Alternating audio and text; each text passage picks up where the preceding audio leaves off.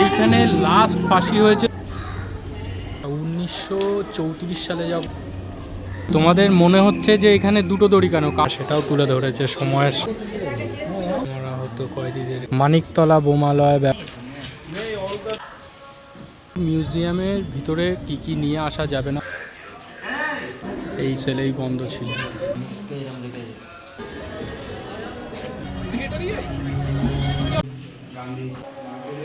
গুপ্ত যে পিস্তলটা ব্যবহার যখন ফাঁসি দিয়ে মৃতদেহগুলোকে নিয়ে আসা হতো,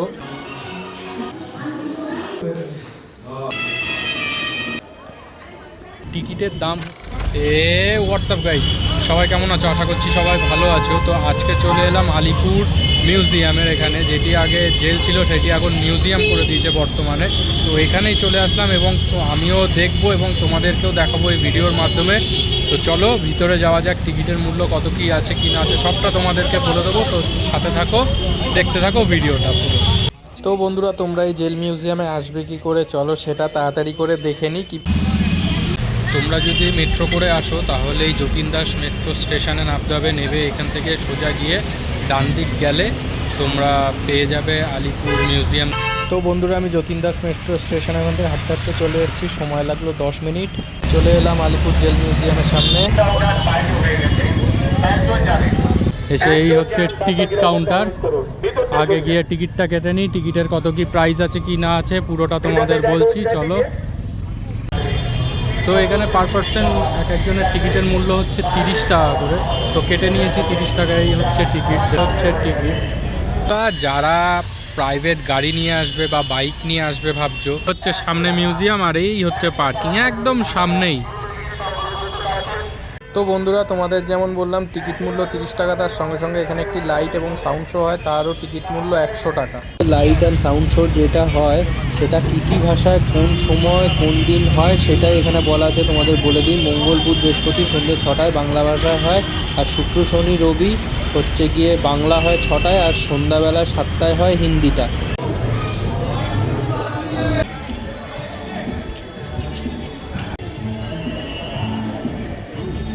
আচ্ছা, আলিপুর মিউজিয়ামের ভিতরে কি কি নিয়ে আসা যাবে না সেটা তোমাদের বলে দিই। প্রথমে পিঠের ব্যাগ যদি নিয়ে আসো সেটাও তোমার জমা নিয়ে নেবে, এবং বাইরের খাবার দাবার কোনো কিছু ভিতরে অ্যালাউ নেই, শুধু জলের বোতলটা নিয়ে যেতে পারবে ভিতরে, এছাড়া আর কোনো কিছু অ্যালাউ নেই। ঠিক আছে, চলো এবার পুরোটা তোমাদের ঘুরিয়ে দেখাই। আচ্ছা, ওখান থেকে ঢুকে প্রথমে তোমরা এই জায়গাটা দেখতে পাবে, তোমাদের দূর থেকে দেখাই। এই যে এই জায়গাটা দেখতে পাবে, কি কি দেখবেন। প্রথমে আছে ফাঁসির মঞ্চ, ওয়াচ টাওয়ার, প্রদর্শনী কক্ষ, তারপরে ইত্যাদি ইত্যাদি ইত্যাদি আরও অনেক কিছু আছে। আচ্ছা, ওখান থেকে ঢুকেই ওখান থেকে ঢুকেই ঠিক ডান দিকে শহীদ স্তম্ভ, এই সেই শহীদ স্তম্ভ, যা দেখলে মনে পড়ে যায় কতজনের ফাঁসি হয়েছে, কার কার ফাঁসি হয়েছে সেই নামগুলোও এখানে লেখা আছে, সেটা তোমাদের দেখাচ্ছি, দেখো। কারাগারে ফাঁসির মঞ্চে আত্মহতি শহীদ অনন্ত হরি মিত্র, প্রমোদ রঞ্জন চৌধুরী, দীনেশ গুপ্ত, রামকৃষ্ণ বিশ্বাস, দীনেশ মজুমদার ইত্যাদি ইত্যাদি।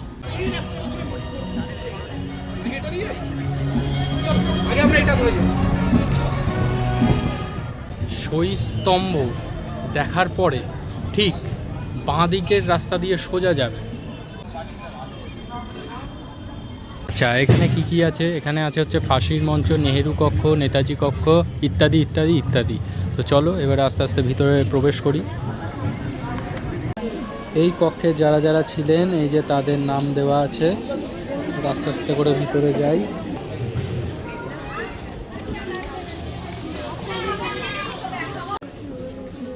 আচ্ছা, এটা হচ্ছে ডক্টর বিধানচন্দ্র রায়ের কারাকক্ষ। তিনি পশ্চিমবঙ্গের ভূতপূর্ব মুখ্যমন্ত্রী ছিলেন, ভারতের অন্যতম স্বাধীনতা সংগ্রামী।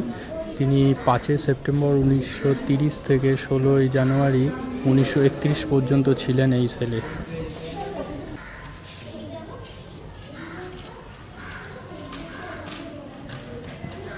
ডক্টর বিধানচন্দ্র রায় ছিলেন পশ্চিমবঙ্গের দ্বিতীয় মুখ্যমন্ত্রী।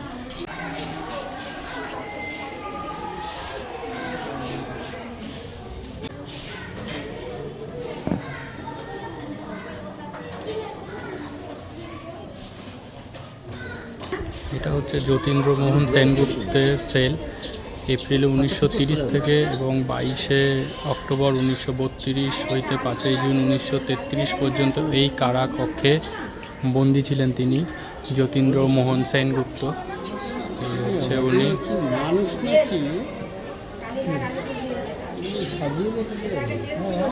দেশবন্ধু চিত্তরঞ্জন দাস 14 ফেব্রুয়ারি 1922 থেকে 9 আগস্ট 1922 পর্যন্ত এই কারাকক্ষে বন্দী ছিলেন। তোমাদের সেলটা দেখাই, দেখো।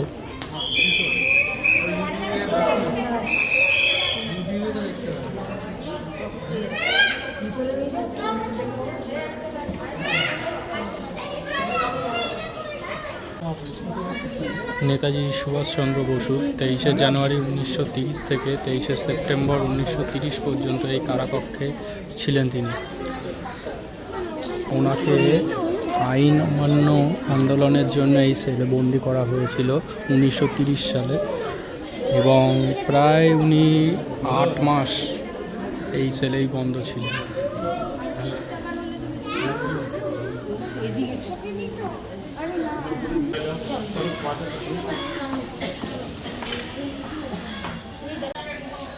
তো বন্ধুরা, একটা কথা বলতে ভুলে গেছিলাম, যখন নেতাজি সুভাষচন্দ্র বসু সেলে বন্ধ ছিলেন তখন কলকাতা কর্পোরেশনের নির্বাচনে তিনি দাঁড়িয়েছিলেন এবং তিনি জয়লাভও করেছিলেন। অর্থাৎ নেতাজি সুভাষচন্দ্র বসু কলকাতার মেয়রও ছিলেন পাওয়া যায়। আর তিনি যখন এই সেলে বন্ধ ছিলেন তিনি ফাঁকা টাইমে বই পড়তেন এবং মেডিটেশন করতেন। তো এইবারে আমরা যাব হচ্ছে ফাঁসির মঞ্চর দিকটাতে। তো বাবা, এই জায়গায় ঢুকলে গা ছমছম করে। প্রথমে ফাঁসির মঞ্চর দিকটায় যাই, চলো।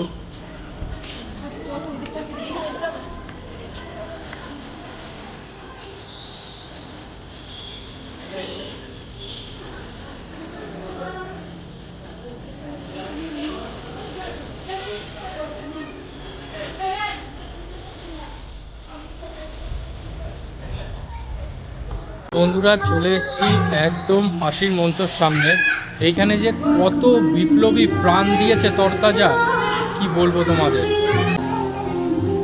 আচ্ছা, তোমাদের মনে হচ্ছে যে এখানে দুটো দড়ি কেন? কারণ এখানে জোড়া ফাঁসি হতো, ঠিক আছে। আর ওই যে ঘরটা দেখতে পাচ্ছ, ওইখানে হচ্ছে বন্দে মাতরম জয়ের ধ্বনি দেওয়া হতো এবং তাদেরকে এইখানে নিয়ে আসা হতো একটাই কারণে। এই সেলগুলোতে কারণ এনে রাখা হতো, যখন ফাঁসি দেওয়া হতো তাদেরকে, তারা যেন দেখে ভয় পায়, তারা সব সত্যিকতা এবং সব কিছু স্বীকার করে নেয় এবং ইংরেজদের শাসনেই চলে, সেটাই করার জন্য তাদেরকে ভয় দেখানোর জন্য এইখানে এনে রাখা হতো। কিন্তু আমাদের যে তরুণ বিপ্লবরা সেই সবকে ভয় পাওয়ার কোনো তোয়াক্কা না করে তারা আমাদের দেশের জন্য অনেকে প্রাণ দিয়েছে। এই যে ফাঁসি এইখানটাতে দেওয়া হতো, দেওয়ার পরে যখন মারা যেত তখন এই জায়গাটা থেকে ডেড বডি বেরোতো, ওই জায়গাটা থেকে। আর ওইখানটাতে আছে ওই যে ওই সামনের যে ঘরটা দেখা যাচ্ছে, ওখানটায় হচ্ছে ডেড বডিগুলোকে নিয়ে রাখা হতো। তো চলো ওই জায়গাটায় যাই।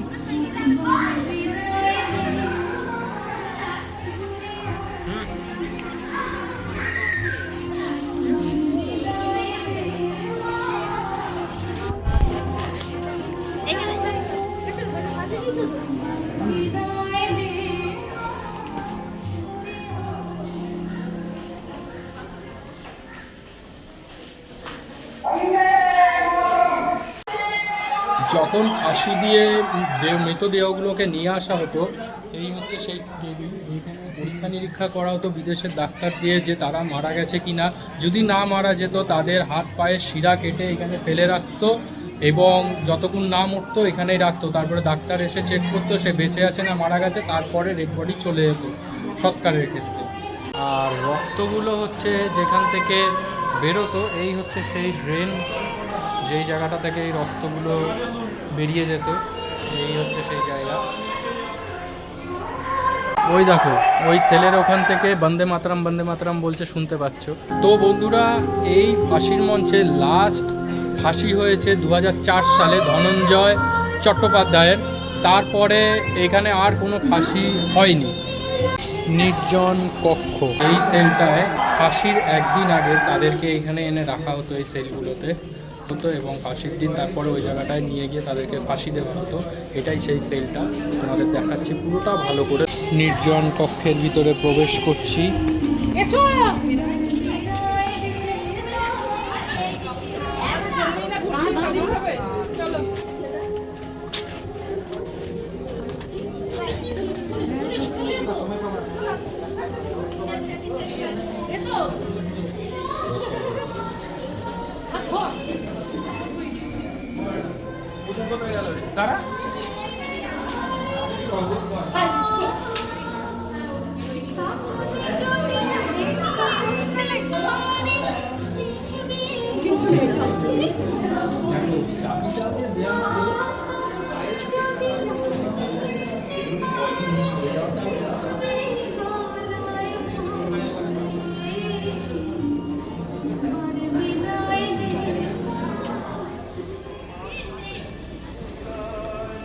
এবার চলে এলাম নেহেরু সেলের এখানে।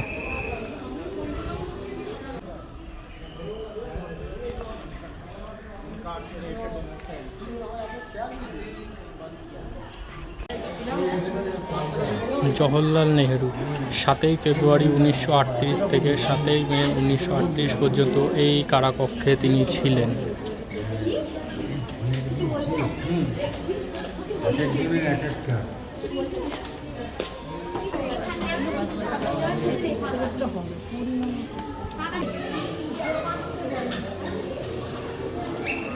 উনিশশো সালে যখন জওহরলাল নেহেরুকে আইন অমান্য আন্দোলনের জন্য এই সেলে বন্ধ করা হয়েছিল, তখন তার মেয়ে ইন্দিরা গান্ধী তার বাবার সাথে দেখা করতে আসতেন প্রায় 15 দিন অন্তর, এবং তিনি 20 মিনিট এইখানে বসে থাকতেন, তার বাবার সাথে কথা বলতেন।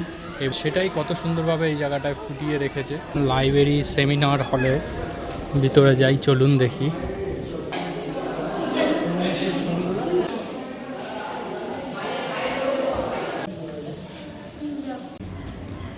এই যে এর পাশে রয়েছে যে লাইব্রেরি সেমিনার হল, তার পাশেই রয়েছে হচ্ছে এই যে তাৎকল। এর ভিতরে যাই।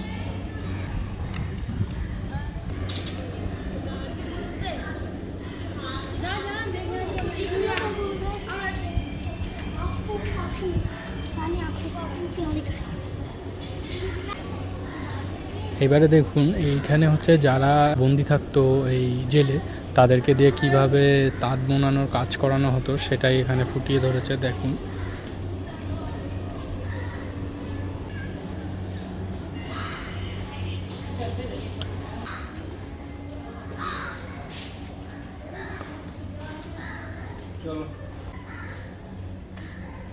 এবার চলে এলাম 1/2 সেল।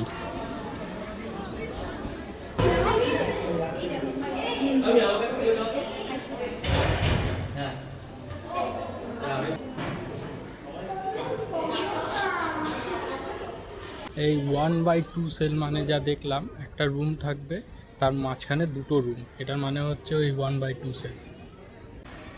এইটা হচ্ছে পুলিশ মিউজিয়াম। চলো ভিতরে যাই।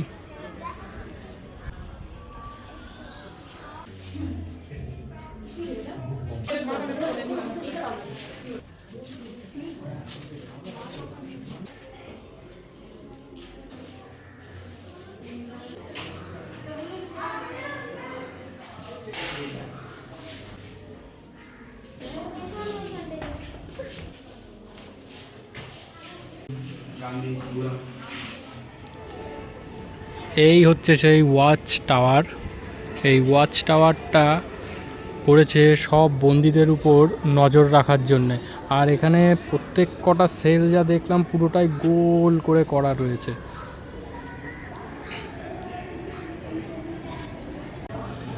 এই গোল করে সেলগুলো তৈরি করার মাঝখানে কারণ হচ্ছে এই ওয়াচ টাওয়ার, যাতে এই মাঝখানে ওয়াচ টাওয়ারটা করা হয়েছে সেলগুলোকে পুরো নজরবন্দি করা রাখার জন্য, কে কী করছে কি না করছে পুরোটা যেন দেখা যায়, সেই হিসাবে এখানে ওয়াচ টাওয়ারটা করা হয়েছে। তো চলো এবারে ওয়াচ টাওয়ারের ভিতরে যাব। এই হচ্ছে ওয়াচ টাওয়ারের ভিতরে প্রবেশ করছি।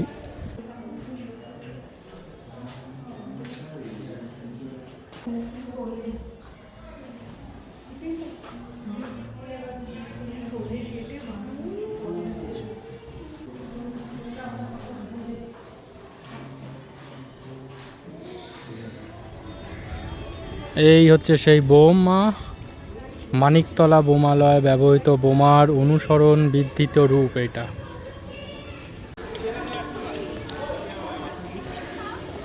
এটা হচ্ছে ঐতিহাসিক কারাকক্ষ। চলো দেখি বন্দীদের জীবন চর্চা। প্রথমে এটায় যাই, তারপরে ওটায় যাব।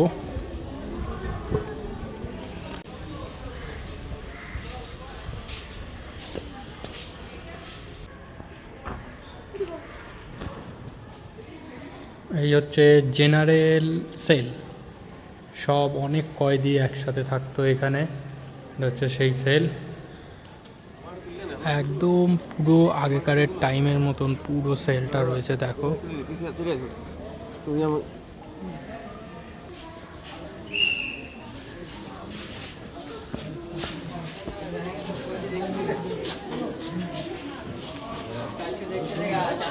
দেখো কয়েদিদের কিভাবে চুল দাড়ি কাটানো হতো সেটা এখানে ফুটিয়ে তুলেছে, এবং কিভাবে ইংরেজরা সেইভাবে দেখাশোনা করতো, কোনো কিছু করছে কি করছে না সেটাও তুলে ধরেছে সময়ের সাথে সাথে। দেখো পুরো, এই দেখুন এই সেলের থেকে ইনি উঁকি মারছে, এরকম পুরোটা একদম দেখুন এইভাবে মারা হতো ইংরেজদের অত্যাচার।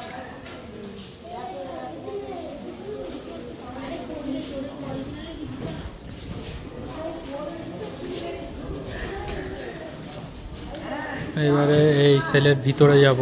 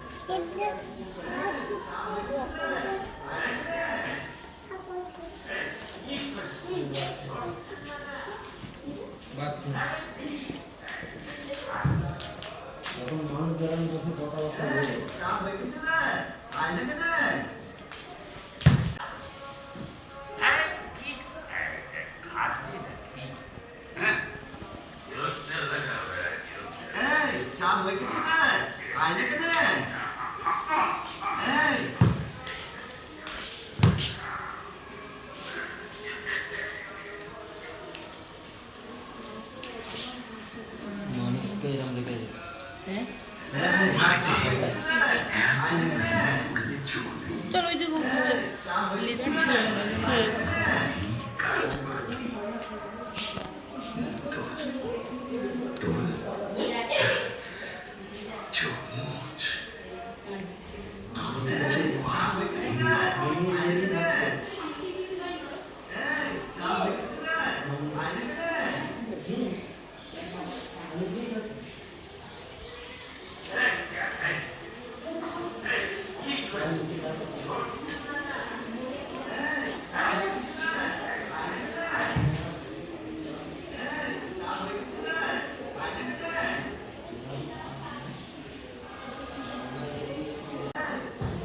তো বন্ধুরা, এইখানে আগেকারের টাইমে যেরকম পুরো হুবাহু যেরকম কয়েদিরা থাকতো তাদের উপর যেরকম অত্যাচার হতো পুরো সেম টু সেম এখানে তুলে ধরে রেখেছে।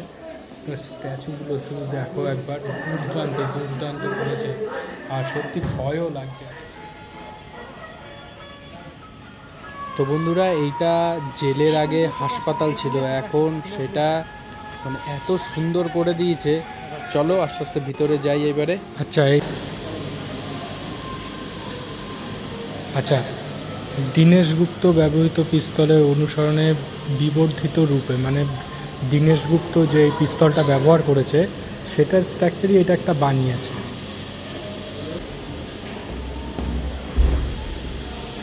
সামনে অরবিন্দ ঘোষের প্রতি শ্রদ্ধাঞ্জলি।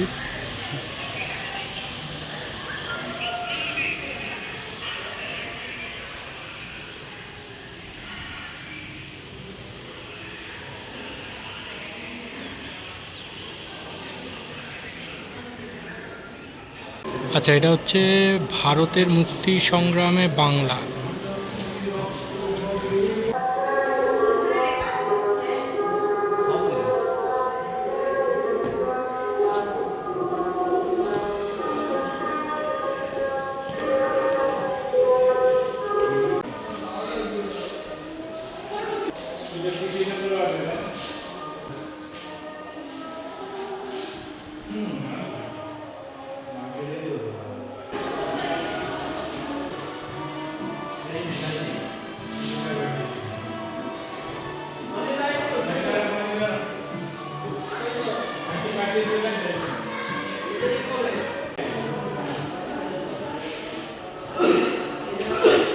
আচ্ছা, এই হয়েছে যে বাংলা মহিলাদের স্বাধীনতা সংগ্রামের প্রতি যে ওদের শ্রদ্ধাঞ্জলি ওনাদের, সেটা এখানে ফুটিয়ে ধরেছে। তো চলো ভিতরে যাই।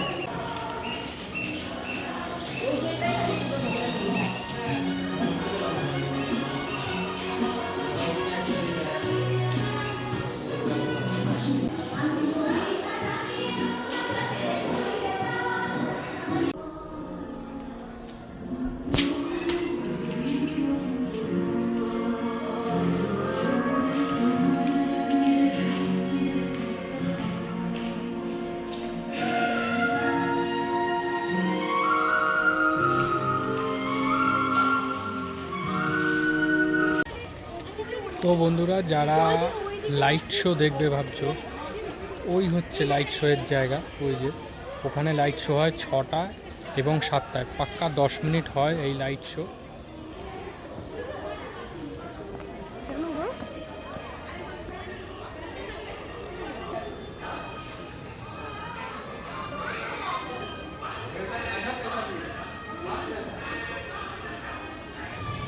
এরম মোটা